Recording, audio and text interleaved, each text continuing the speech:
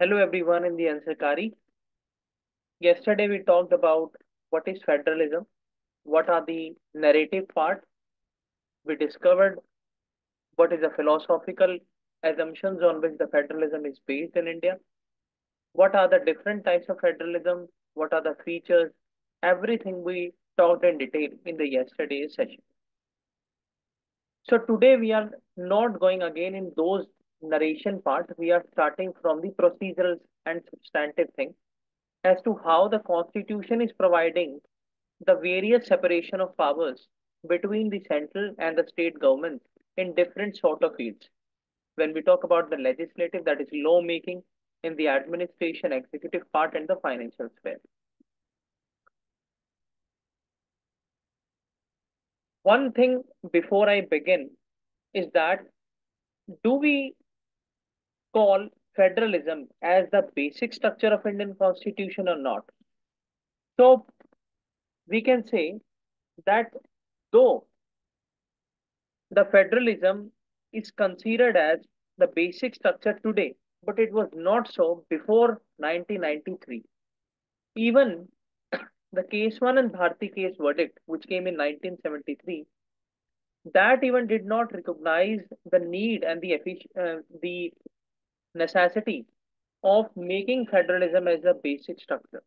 But in the Bombay case 1994, it was declared by the Supreme Court of India that federalism is the basic structure of Indian constitution and cannot be altered even with the use of even with the application of Article 368, which comes with two different mechanisms, which also we have talked earlier in detail.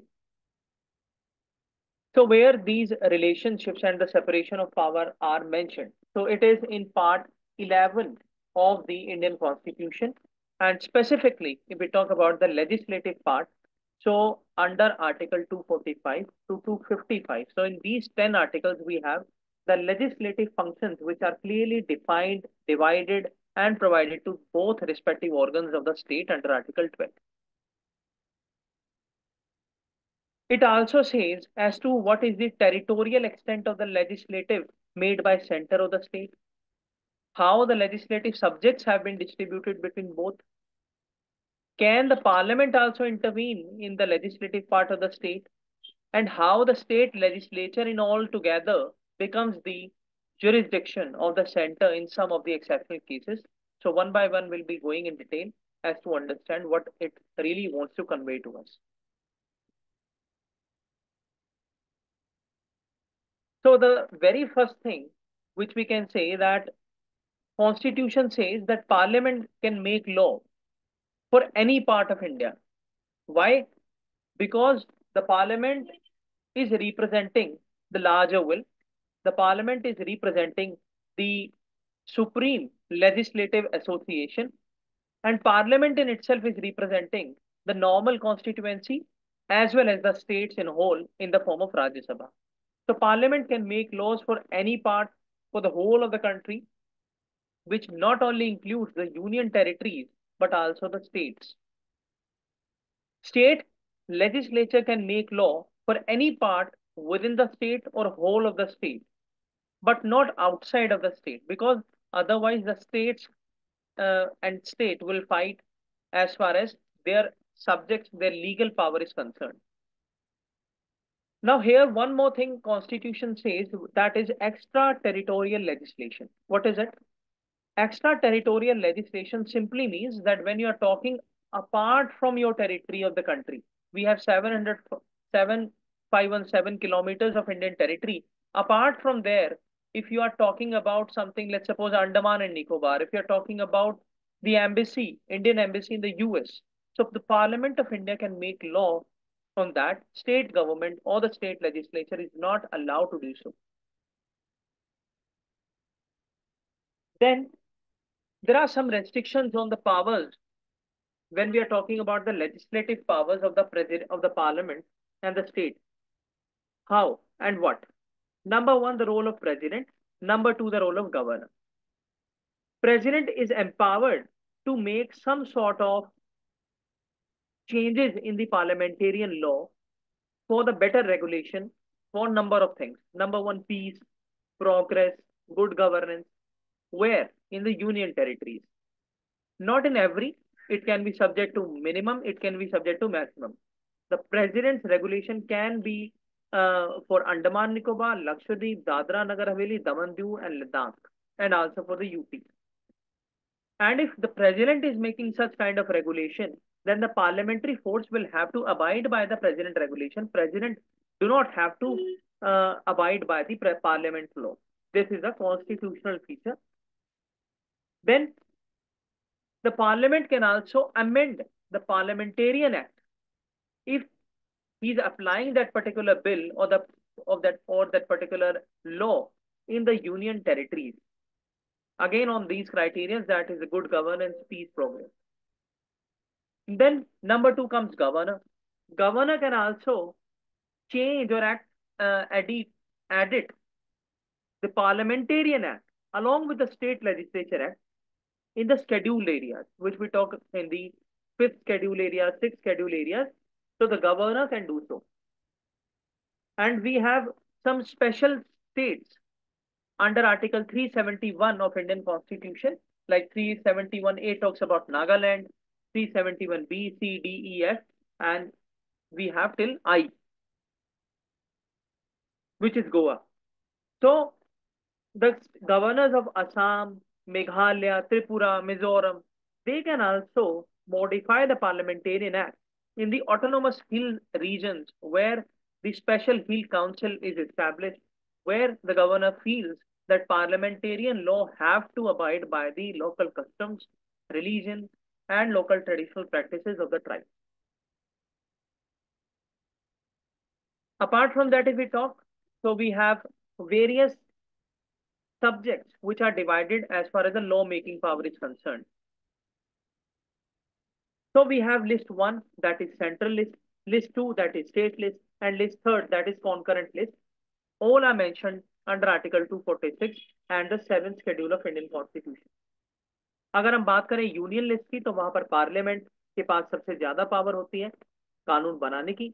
अगर current में बात करें तो around 98 subject हमारे यहाँ पर हैं, जिसमें कि अगर इंपॉर्टेंट एरियाज की बात करें तो defence, communication, foreign affairs, currency, interstate trade and commerce, census, audit. दूसरा स्टेट लिस्ट, जिसके अंदर करंटली हमारे यहाँ 59 to 60 सब्जेक्ट हैं. ओरिजिनली यहाँ पर 66 करीब थे, लेकिन कॉन्करेंट लिस्ट में वो डाले गए. और अगर हम बात करें क्या क्या अभी है, तो police, public order, sanitation, gambling, money market, theatres, agriculture. और फिर हमारी तीसरी लिस्ट है जिसका नाम कॉन्करेंट है. वहां पर प्रेजेंटली 52 है, ओरिजिनली 47 थे, जिसमें कि हम बात करते हैं CrPC concurrent, CPC concurrent, IPC concurrent, electricity, newspaper, book, printing, everything is part of concurrent. अगर हम बात करें कि कॉन्करेंट में जो आइटम्स डाले गए कौन कौन से हैं और कैसे डाले गए, तो बाय इंदिरा गांधी जी इन 1976 बाय 42nd अमेंडमेंट एक्ट क्या डाला गया, 5 चीजें. पहला, एजुकेशन. एजुकेशन को कॉन्करेंट लिस्ट में डाला गया. हम बात करते हैं आज के टाइम पे हेकी की, higher educational council of India, जिसके 3 या 4 काम है. क्या? Registration of educational institutions, financing regulate करना, इसके बाद फॉरेन यूनिवर्सिटी को सर्टिफिकेट, परमिशन ग्रांट करना, और क्वालिटी स्टैंडर्ड्स जो है एजुकेशन सिस्टम के अंदर एनईपी मॉडल के अंदर उनको इंप्लीमेंट करवाना. फॉरेस्ट, हम बात करते हैं forest right act, forest conservation act, traditional forest dweller act. Weights and measures, इसके ऊपर हमने देखा कि अलग अलग जो है सेंटर भी कानून बनाती है, स्टेट भी कानून बनाती है, लेकिन सेंटर के जो मेजर्स और वेट्स हैं उनको एडहेरेंस करना होता है. Protection of wildlife, animals and bird, जब हम बात करते हैं डब्ल्यूपी है 1972, again concurrent. Environment protection act 1986, again concurrent. Administration of justice and constitution organising of all court, अगर हम बात करें कि जितना भी जुडिशियल सिस्टम है उसके अंदर स्टेट गवर्नमेंट भी, स्टेट लेजिस्लेचर भी, पार्लियामेंट भी कानून बना सकती है, again subject to the judicial approval. इसके बाद अगर हम बात करें कि कॉन्स्टिट्यूशन क्या कहता है ड्यूटीज के ऊपर, कॉन्स्टिट्यूशन ने कहा कि पार्लियामेंट को ही सिर्फ पावर होगी कि अगर कोई यूनियन टेरिटरी है उसके ऊपर कानून बनाना है तो पार्लियामेंट लॉ बनाएगी. कोई ऐसी टेरिटरी है जो अभी करंटली पार्ट भी नहीं है, अंडर आर्टिकल 2 आप उसको इनकॉर्पोरेट कर रहे हो इंडिया के अंदर, इंडिया के मैप के अंदर, तो भी पार्लियामेंट ही बनाएगी उसके ऊपर। इसके अलावा हम अगर बात करें रेजिजुअरी सब्जेक्ट्स की, तो रेजिजुअरी सब्जेक्ट्स के ऊपर कौन बनाता है? रेजिजुअरी सब्जेक्ट्स के ऊपर भी जो लॉ है वो पार्लियामेंट बनाती है और एक्सरसाइज उनको सेंट्रल गवर्नमेंट करती है। लेकिन अगर हम ब्रॉडली स्पीकिंग बोले तो residuary subjects are more often lie in the hands of the center or the executive or the union executive। इसके अलावा अगर हम बात करें कि ऐसे कौन सी कंट्रीज हैं जहां पर रेजिजुअरी सब्जेक्ट इंडिया की तरह दिए जा चुके हैं, तो Canada, strong centre, strong federalism, quasi federalism, centralising tendency, जहां से हमने अपना फेडरलिज्म भी लिया है। अगर हम बात करें यूएस की, तो यूएस के अंदर रेजिजुअरी सब्जेक्ट स्टेट्स के पास होते हैं। गवर्नमेंट ऑफ इंडिया एक्ट 1935 उसने भी यही बोला था कि जो रेजिजुअरी सब्जेक्ट्स हैं वो ना तो पार्लियामेंट के पास हो, ना स्टेट के पास हो, वो गवर्नर जनरल के पास यानी एग्जीक्यूटिव अथॉरिटीज के पास हो। तो एग्जीक्यूटिव अथॉरिटीज को जो रेजिजुअरी सब्जेक्ट्स की पावर दी गई है उसका सैंक्शन जो है गवर्नमेंट ऑफ इंडिया 1935 भी करता है, और कनाडा से जो फेडरल सेटअप हमने लिया है वो भी करता है। इसके अलावा हम देख चुके हैं कि सेंट्रल लिस्ट के अंदर जो कानून बनता है ऑल इंडिया एप्लीकेबल होता है, स्टेट के अंदर एप्लीकेबल होता है, कॉन्करेंट वाला पूरे इंडिया में अप्लाई होता है। लेकिन अगर कोई सेंट्रल कानून उसके ऊपर पहले बन चुका है देन द स्टेट गवर्नमेंट की कंपल्शन है कि उसको वो माने और रेजोल्यूशन पास करके उसको इम्प्लीमेंट करें। जैसे कि हम बात करते हैं कि कॉन्करेंट लिस्ट में ही जो पुलिस मैटर है उसके ऊपर सेंट्रल गवर्नमेंट कानून बनाती है, प्रिजन मॉडल रिफॉर्म की बात करती है, लेकिन रेजोल्यूशन पास करके स्टेट जो है उसको इम्प्लीमेंट करते हैं और उनको वो कंप्लाई करना पड़ता है। तो हम ये नहीं बोल सकते कि जो स्टेट गवर्नमेंट्स हैं वो अपने हिसाब से जेल को चलाएंगी, ऐसे तो high form of disintegration of criminal justice system हो जाएगा। तो उसको अवॉइड करने के लिए ही we have the concurrent list where the centre is having due power over the state law. और हमेशा जो हमने देखा है कि सेंट्रल लॉ प्रिवेल करता है स्टेट लॉ के ऊपर। लेकिन यहाँ पर एक एक्सेप्शन होती है। क्या एक्सेप्शन होती है? कि अगर किसी स्टेट ने पहले ही कानून बना दिया और प्रेसिडेंट के पास वो कानून ले गए और प्रेसिडेंट ने उस कानून को एसेंट दे दिया, तो सेंट्रल लॉ नीचे हो जाएगा, स्टेट लॉ ऊपर हो जाएगा। So this is an exception. अगर पहले प्रेसिडेंट दे चुके हैं तो स्टेट लॉ ऊपर आ गया। लेकिन क्या ऐसा हो सकता है प्रैक्टिकल में? तो the answer is not. Reason, the parliament can make a law under article 75, aid and advice will reach out to the president office, then again president have to comply with that advice, and again the state law will come under the jurisdiction and the supervision of central law. So we have an exception, but again that exception is subject to the politicization and the practical political system which we have in India where the center is having supreme power। अगर हम बात करें कि state list तो है, लेकिन state list में ऐसे क्या क्या एरियाज हैं जब पार्लियामेंट लॉ बनाए और पार्लियामेंट का लॉ माना जाएगा, स्टेट लिस्ट की नहीं सुनी जाएगी? पहला, जब राज्यसभा रिजोल्यूशन पास करे। अब राज्यसभा को ये पावर क्यों दी गई है? क्योंकि राज्यसभा जो है रिप्रेजेंट करती है स्टेट। राज्यसभा ही एक हाउस है जिसको बोला जाता है कि state of house of states. तो राज्यसभा का जो रिजोल्यूशन है वो 2/3 मेजोरिटी से पास करें। क्या, किस मामलों में? अगर राज्यसभा को ऐसा लगता है कि स्टेट लॉ नहीं, पार्लियामेंट का लॉ ही स्टेट के अंदर आ जाए, उससे नेशनल इंटरेस्ट प्रमोट होगा, उससे national uniformity, law and order, public security, morality, constitutionalism promote होगा, तो राज्यसभा ऐसा बिल पास कर सकती है विद 2/3 मेजोरिटी। और ये जो रिजोल्यूशन है, ये यहाँ पर भी एक कंडीशन है कि ऐसे रिजोल्यूशन के अंडर बनाया गया कानून सिर्फ 1 साल के लिए ही इंप्लीमेंट होगा।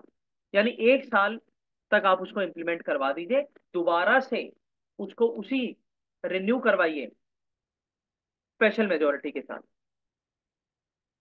और अगर दोबारा से पास नहीं हुआ, मान लीजिए इस साल कोई लगाया और दूसरे साल रिजोल्यूशन अप्रूव ही नहीं हुआ, तो within 6 month null and void declare हो जाएगा। दूसरी कंडीशन जहां पर स्टेट लॉ के अंदर कानून बनाते हैं, नेशनल इमरजेंसी अंडर आर्टिकल 352। तो पार्लियामेंट जब नेशनल इमरजेंसी लगाती है तो भी स्टेट के जितने कानून हैं इनऑपरेटिव हो जाते हैं, जो सेंटर कहेगा वही होगा। तीसरा, जब स्टेट खुद ही रिक्वेस्ट करने लग जाए, तो एक स्टेट रिक्वेस्ट करेगा तो नहीं मानी जाएगी, या तो दो या दो से ज्यादा स्टेट रिजोल्यूशन पास करिए अपने लेजिस्लेचर के अंदर, और रिजोल्यूशन पास करके पार्लियामेंट को बोलिए, रिक्वेस्ट कीजिए कि जो है इस मुद्दे के ऊपर सारे स्टेट के कॉमन इंटरेस्ट है, आप कानून बना दीजिए, और तब पार्लियामेंट जो है कानून बना सकती है। लेकिन अगर आपने कानून बनवा लिया और उसके बाद कह रहे हैं कि हमारे को मजा नहीं आ रहा, हमारे को समझ ही नहीं आ रहा, उन स्टेट में तो ज्यादा मुनाफा हो रहा है कानून बनने से, हमारे को नहीं हो रहा, तो आपकी आपकी नहीं सुनी जाएगी, you will not be considered. Parliament जब चाहे जब उसको अमेंड करेगी, जब चाहे जब उसमें एडिशन सब्ट्रैक्शन रिपील उसको करेगी। स्टेट गवर्नमेंट की रिक्वेस्ट की पावर थी, रिक्वेस्ट से आगे उनके पास कोई पावर नहीं। इसके अलावा अगर हम बात करें चौथी कंडीशन, तो इंटरनेशनल एग्रीमेंट हो गए, इंटरनेशनल मेमोरेंडम ऑफ अंडरस्टैंडिंग हो गए, कन्वेंशन हो गई, ट्रीटीज हो गई, अगर आप उनको इंप्लीमेंट करवाना चाहते हैं तो भी पार्लियामेंट का कानून स्टेट के पूरे लेजिस्लेटिव मैटर के ऊपर जुरिस्डिक्शन ले जाएगा। एग्जाम्पल की अगर हम बात करें, जेनेवा कन्वेंशन, वियना कन्वेंशन, तो सारी की सारी जो चीजें हैं उसमें स्टेट लॉ की कोई इंटरफेरेंस अलाउ नहीं। And the last thing, that is the fifth area where the state law is subject to the parliament approval and the parliament jurisdiction is president rule, article 355, article 356, article 365।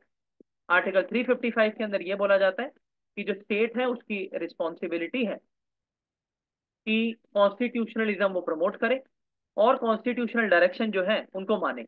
Article 365 के अंदर यह बोला जाता है कि अगर centre की दी हुई डायरेक्शन देने के बाद भी आप उसको कंप्लाई नहीं कर रहे, लॉ एंड ऑर्डर मेंटेन नहीं कर पा रहे, तो you will be subject to the president rule. और 356 के अंदर सारी कंडीशंस को मद्देनजर प्रेसिडेंट रूल लगाया जाता है। इसके अलावा अगर हम बात करें कि सेंटर का कंट्रोल कब कब होता है स्टेट गवर्नमेंट स्टेट लेजिस्लेचर के ऊपर, तो इसके अलावा भी है। कैसे? अगर आप कोई बिल पास करिए, गवर्नर अंडर आर्टिकल 201 प्रेसिडेंट को देकर आ गए, अब वो पॉकेट वीटो डाले, एब्सोल्यूट वीटो करे, उनकी मर्जी, कोई टाइम फ्रेम ही नहीं है कि कितने दिन में उनको देना है। आपने रिकंसिडरेशन करके भी दे दिया, तब भी उनके लिए कंपलसरी नहीं है कि वो साइन करेंगे या रिकंसिडर के लिए नहीं भेजेंगे। इसके अलावा कुछ ऐसे मैटर्स हैं स्टेट गवर्नमेंट के या स्टेट लेजिस्लेचर के जिन पर आप कानून बना सकते हैं सिर्फ और सिर्फ प्रेसिडेंट की प्रायर परमिशन से। तो प्रायर परमिशन बहुत जरूरी है। तो प्रायर परमिशन कहाँ कहाँ पर चाहिए?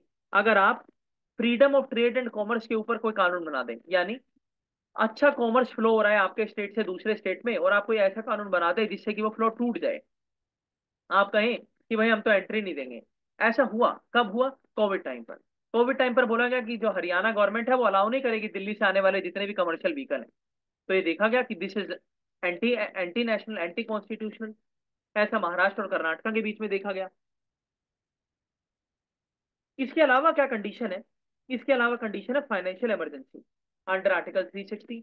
तो फाइनेंशियल इमरजेंसी के टाइम पे आप जो भी कानून बनाइए स्टेट लेजिस्लेचर होने के नाते, अगर आपका वो मैटर फाइनेंशियल एस्पेक्ट से हल्का सा भी रिलेटेड है, मनी व्हील है, फिर तो पूरा ही अंडर कंट्रोल है। लेकिन अंडर आर्टिकल 117 के 1(3) क्लोज के अंदर भी अगर पैसे से रिलेटेड कुछ है तो भी प्रेसिडेंट की प्रायर परमिशन चाहिए, प्रेसिडेंट का परमिशन चाहिए, गवर्नर का कोई रोल नहीं है। तो this shows that how much centralisation we have on the legislative part as far the state and the centre is concerned in India. तो हम बात करेंगे सरकारिया कमीशन पूंजी कमीशन की थोड़ी देर में। उससे पहले हम देख लेते हैं कि एडमिनिस्ट्रेटिव रिलेशन क्या है। तो एडमिनिस्ट्रेटिव रिलेशन भी पार्ट 11 के अंदर मेंशन है, लेकिन आर्टिकल 256 से 263 के अंदर है। ये क्या कहते हैं कि एग्जीक्यूटिव पावर कैसी होगी? तो इसमें मोटी मोटी पांच या छह चीजें बोलते हैं। पहला, ये बोलते हैं कि सेंटर की गवर्नमेंट यानी union government, union council of minister जो डिसीजन लेगी पूरे इंडिया में अप्लाई होगा। इसके अलावा यूनियन लिस्ट के अंदर जो भी मैटर है उनके ऊपर एक्सेसिव पावर उसकी होगी। कोई ट्रीटी लगानी है, जुरिस्डिक्शन लगाना है स्टेट गवर्नमेंट पे, तो भी यूनियन की मानी जाएगी। कोई लॉ इंप्लीमेंट करना है पार्लियामेंट का तो यूनियन एग्जीक्यूटिव भी करेगी। इसके अलावा जो एग्जीक्यूटिव पावर है सेंटर की, वो अनरेस्ट्रिक्टेड मैनर में उसको यूज कर सकते हैं। उसके ऊपर आप पाबंदी नहीं लगा सकते कि पार्लियामेंट ने लॉ बनाया है तो इनको पार्लियामेंट इंप्लीमेंट करे, नहीं, एग्जीक्यूटिव ही करेगी। इसके अलावा हर स्टेट की जो एग्जीक्यूटिव गवर्नमेंट है उसकी क्या जिम्मेदारी है?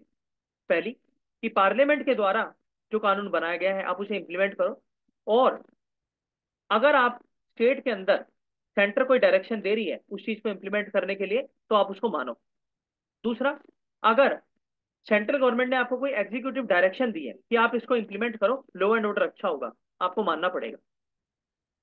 तो यहाँ पर पहली बार ये जो आपको डायरेक्शन मिली सेंट्रल गवर्नमेंट के द्वारा, क्या मिली? कि पार्लियामेंट ने जो लॉ बनाया आप उसे इंप्लीमेंट कर दीजिए। स्टेट गवर्नमेंट को बोल रही है यूनियन गवर्नमेंट। तो पहले में आपने मोरल सुएशन करा, यानी आपने उनसे सॉफ्ट वे में उनको बोला कि आप इसको इंप्लीमेंट करिए, आपके फायदे में है। लेकिन दूसरी बार जब आपने बोला कि हम आपको डायरेक्शन दे रहे हैं कि आप एग्जीक्यूटिव जो डिसीजन है हमारे वो स्टेट में इंप्लीमेंट करिए, अगर ऐसा नहीं करते हैं तो आपके ऊपर प्रेसिडेंट रूल लगाने की नौबत आ जाएगी अंडर 300, अंडर आर्टिकल 355, 56। तो यहाँ पर दूसरा जो डायरेक्शन है वो आपके ऊपर ऑब्लिगेशन कर रही है कि आपको करना ही पड़ेगा, नहीं करोगे तो you will be subject to president rule. And इसको भी हम यूज कर सकते हैं while writing the answer that how the quasi federalism we have in India, not the full federalism. इसके अलावा क्या क्या अगर हम बात करें, क्या क्या डायरेक्शन देता है सेंट्रल गवर्नमेंट? सेंट्रल गवर्नमेंट देता है कि भाई आप जो है नेशनल हाईवे जो है उनको निकलवाने के लिए लैंड एक्विजिशन करने में हमारी मदद करें।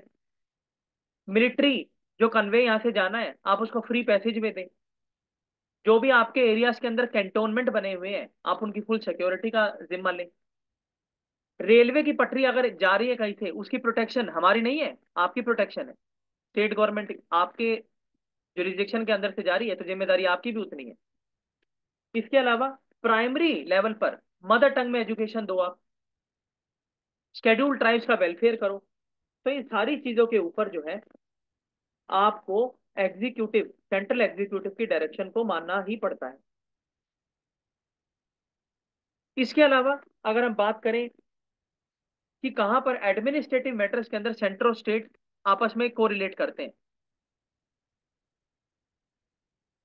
तो पार्लियामेंट अगर कोई कानून बनाती है स्टेट लेजिस्लेचर के मैटर्स पर तो सेंटर तो स्टेट को उसको अप्लाई करना होता है, और पार्ले जो यूनियन गवर्नमेंट है वही उनको डायरेक्शन देती है कि आप इसको इस तरीके से इंप्लीमेंट करो ताकि कोई डेडलॉक क्रिएट ना हो।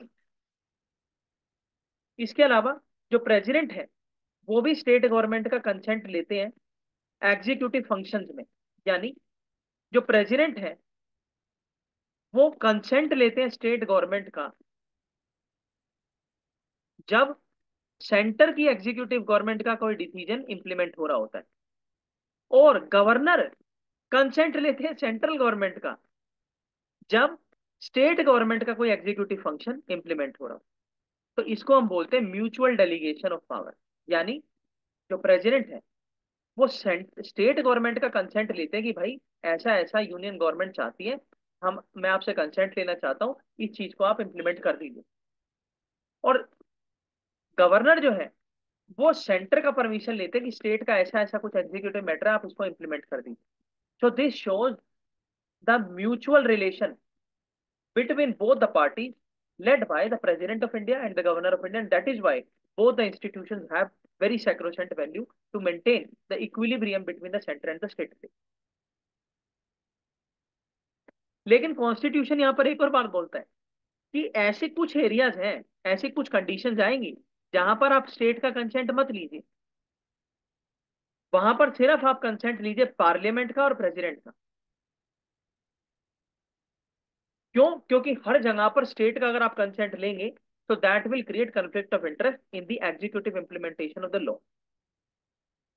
अब अगर हम बात करें एडमिनिस्ट्रेटिव मैटर्स में और कहां पर सेंटर और स्टेट जो है उनके बीच में मैटर रहता है। पहला, रिवर वैली, इंटर स्टेट अगर कोई रिवर पास हो रही है तो पार्लियामेंट बताएगी, स्टेट गवर्नमेंट नहीं बताएगी, पार्लियामेंट बताएगी कि दोनों रिवर के बीच में रिवर का अपर स्टेट और रिपेयरिंग स्टेट के बीच में किस तरीके से वाटर डिस्ट्रीब्यूशन होगा, वाटर का यूज होगा, कौन कंट्रोल करेगा डैम को, हाइड्रो इलेक्ट्रिक प्रोजेक्ट्स को, सारा पार्लियामेंट बताएगी। कब कैसे बताएगी? अंडर आर्टिकल 262 मेंशन है कॉन्स्टिट्यूशन। इसके बाद इंटर स्टेट डिस्प्यूट है, सेंटर के बीच में, स्टेट के बीच में, स्टेट स्टेट के बीच में, स्टेट और यूटी के बीच में।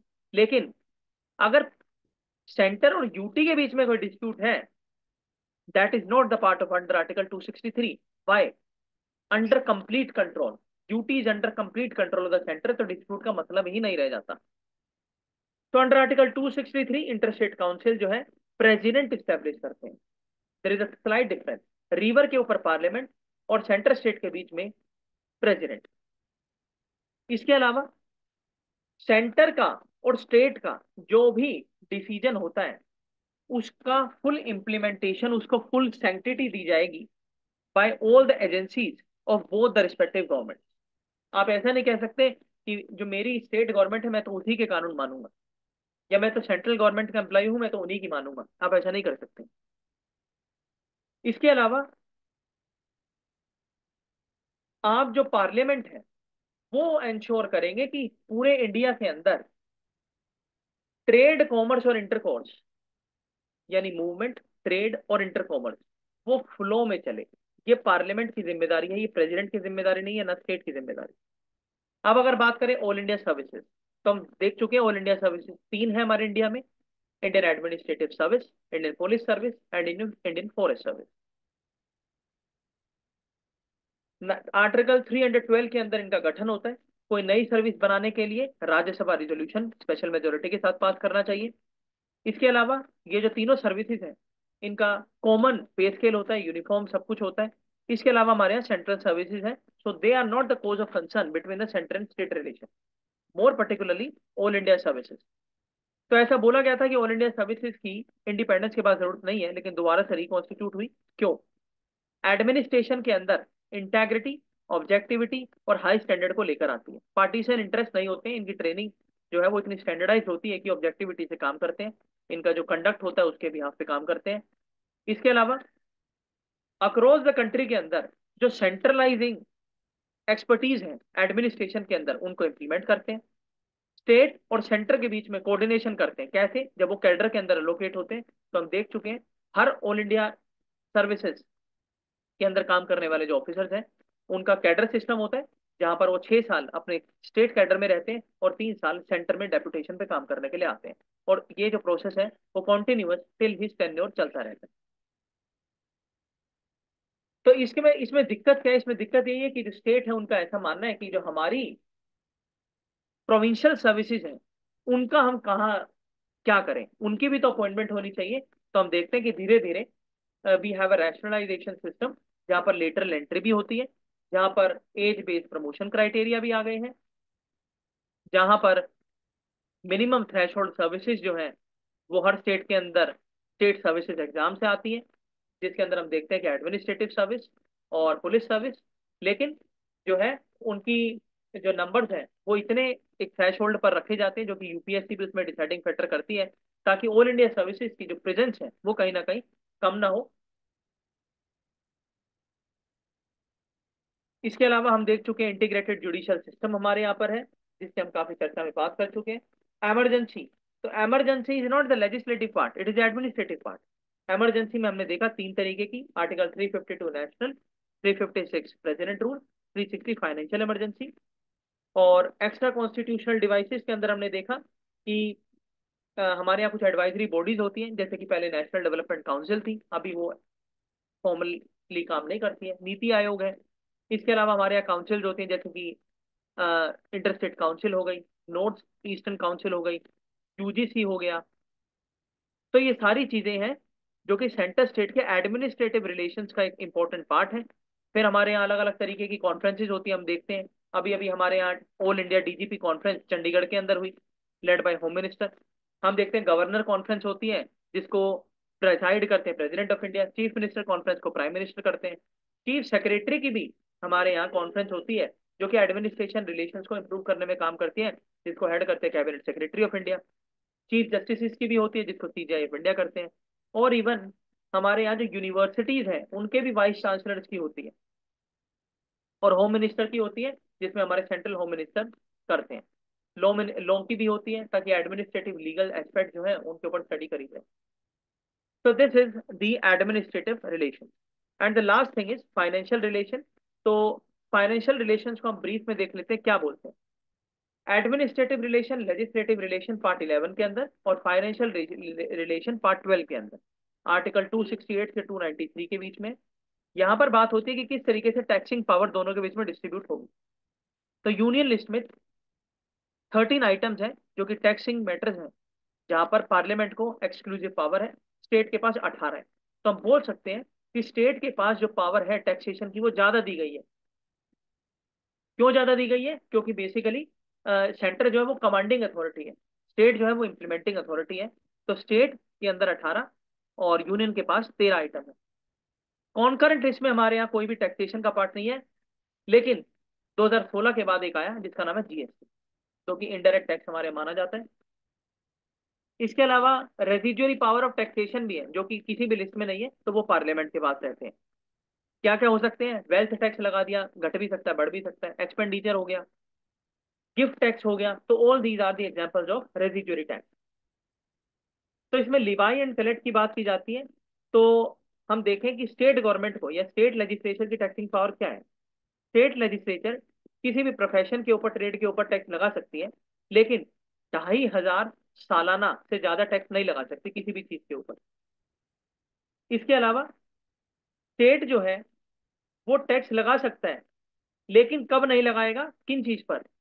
गुड्स एंड सर्विसेज की सप्लाई अगर हो रही है तो टैक्स नहीं लगा सकता। कब? जब आपके स्टेट से बाहर सप्लाई हो रही है। और दूसरा कि एक्सपोर्ट इंपोर्ट के मैटर है, एक्जिम मैटर है, उनके ऊपर आप टैक्स नहीं लगा सकते। क्यों? Custom tax import export centre करती है, लिवाई एंड अप्रोप्रिएट। इसके अलावा जो स्टेट गवर्नमेंट है या स्टेट लेजिस्लेचर है, इलेक्ट्रिसिटी के ऊपर टैक्स लगाती है, लेकिन कंजप्शन के ऊपर, जो इलेक्ट्रिसिटी का कंजप्शन आप करते हैं, सेल करते हैं, उसके ऊपर टैक्स नहीं लगा सकती। क्यों? वो सेंटर करता है। इसके अलावा रेलवे से रिलेटेड जितनी बिजली का विभाग है, उसके ऊपर सारी मेंटेनेंस से लेकर उसका टैक्स सारा मिनिस्ट्री ऑफ रेलवे यानी सेंट्रल गवर्नमेंट प्रोक्योर करती है। इसके अलावा अगर हम बात करें कि किस तरीके से जो टैक्सेशन है दोनों ही अगर कलेक्ट कर रहे हैं तो डिस्ट्रीब्यूट कैसे होता है, तो हमने देखा कि फाइनेंस कमीशन है, उसका कॉन्स्टिट्यूशन होता है हर 5 साल बाद। तो अभी हमारे यहाँ 15 फाइनेंस कमीशन है, उसके बाद 16 फाइनेंस कमीशन आएगा, जिसमें कि हमने देखा कि 41% जो है डिवोल्यूशन की बात की गई है, और 1% specially for the Jammu and Kashmir. इसके अलावा अगर हम देखें कि ऐसे कौन कौन से टैक्स हैं जहां पर सेंटर कुछ करता है और स्टेट कुछ करता है, तो अगर हम बात करें स्टैंप ड्यूटी की, प्रोमिसरी नोट की, चेक्स की, शेयर के ट्रांसफर की, इंश्योरेंस पॉलिसी की, तो यहां पर जो टैक्स लेने का अधिकार है अ, वो दोनों के पास है। यानी टैक्स जो है वो सेंटर लिवाई करेगा, लेकिन कलेक्ट और अप्रोप्रिएट किया जाएगा स्टेट के द्वारा। यानी आप जो लेना है, स्टैम्प ड्यूटी स्टेट गवर्नमेंट लेती है, तो स्टेट गवर्नमेंट लो और उसका पैसा जो है हाफ हाफ हमारे को दे दो, लिवाई जो है आधा सेंटर को दे दो। दूसरा, आर्टिकल 269 के अंदर अगर आप इंटर स्टेट कॉमर्स करते हैं, आपका एक स्टेट से दूसरे स्टेट में सामान जा रहा है, आप परचेजिंग हो रही है, इसके अलावा आप जो है कंसाइनमेंट भेज रहे हैं, बड़े बड़े शिपमेंट्स भेज रहे हैं आप, तो इसके अंदर टैक्स जो है कलेक्ट करेगा सेंटर, क्योंकि इंटर स्टेट की बात हो रही है, लेकिन आधा मिल जाएगा स्टेट को क्योंकि आपके स्टेट से गया। इसके बाद आर्टिकल 269 ए, जिसके अंदर जीएसटी के मामलों के ऊपर जब इंटर स्टेट कॉमर्स होता है तो उसकी बात होती है। तो यहाँ पर इंटर स्टेट ट्रेड और कॉमर्स जो है ये सेंटर करता है, और इसका जो डिस्ट्रीब्यूशन होता है वो जीएसटी काउंसिल डिसाइड करती है, क्योंकि फाइनेंशियल कमीशन का जो है जीएसटी के ऊपर कोई रिलेशन नहीं है, उसके लिए स्पेशल हमारे यहाँ जीएसटी काउंसिल है। इसके अलावा अगर हम बात करें सर चार्जेस की, सेस की, तो उनके ऊपर जो लिवाई कलेक्ट करना है, लिवाई करना है और कलेक्ट करना है वो सेंटर करेगा, लेकिन आधा आधा सेंटर को मिल जाएगा, आधा स्टेट को मिल जाएगा। 270, तो सरचार्ज और सेस 270 के अंदर आए। इसके अलावा कुछ एडिशनल टैक्स हैं, तो वो जो है सेंटर ही लेगा और सेंटर के पास ही रहेंगे, स्टेट को दिए ही नहीं जाएंगे। अगर हम इन ब्रीफ बात करें कि सेंट्रल गवर्नमेंट के पास कौन कौन से ऐसे मैटर हैं जिस पे टैक्स लगाते हैं, क्योंकि प्रीलिम्स के अंदर एग्जैक्ट एग्जाम में क्वेश्चन आया था कि कोलगेट के ऊपर, न्यूज़पेपर के ऊपर टैक्स कौन लगाता है। So it becomes very important to have a critical look here. Land revenue, agriculture के इनकम, उसमें हमने देखा एग्रीकल्चर प्रोडक्शन के ऊपर कोई टैक्स नहीं है, इनकम के ऊपर जो है भी नहीं हमारे यहाँ। एग्रीकल्चर लैंड का अपना सक्सेशन है, तो आप अगर अपनी लैंड है, सक्सेशन का मतलब क्या होता है? सक्सेशन का मतलब होता है कि जिसके नाम पर प्रॉपर्टी थी, उनकी डेथ हो चुकी है, अब उनके जो ऑफस्प्रिंग है उनके नाम पर वो चढ़नी है, तो सक्सेशन सर्टिफिकेट बनता है। सक्सेशन सर्टिफिकेट जो है वो बोलता है कि आपकी प्रॉपर्टी की जितनी वर्थ है उसका 1% आप कोर्ट में जमा करो, वो हुआ टैक्स। इसके बाद एस्टेट ड्यूटी, जो भी एग्रीकल्चर लैंड में आपका एस्टेट है कितना बड़ा है, आप उन्हें उसको रेंट पे दिया है तो पैसा दो, टैक्स भरो। लैंड एंड बिल्डिंग, हमने देखा कि अगर आपका, ऐसा कानून भी आया था 2019 के बजट के बाद, कि अगर आपकी खाली लैंड और बिल्डिंग है और वो एक मिनिमम थ्रेश होल्ड से ज्यादा है और वो खाली पड़ी है, तो आपको उस पे हमें जो है सेंट्रल गवर्नमेंट को टैक्स देना पड़ता है। तो all these taxes are the direct tax जिनकी हम बात कर रहे हैं। तो इसके अलावा जितने भी टैक्स हैं उनके बारे में हम कल चर्चा करेंगे, तो आज के लिए हम यहीं पर स्टॉप करते हैं। तो कीप वॉचिंग सरकारी and will continue the session tomorrow. Thank you so much.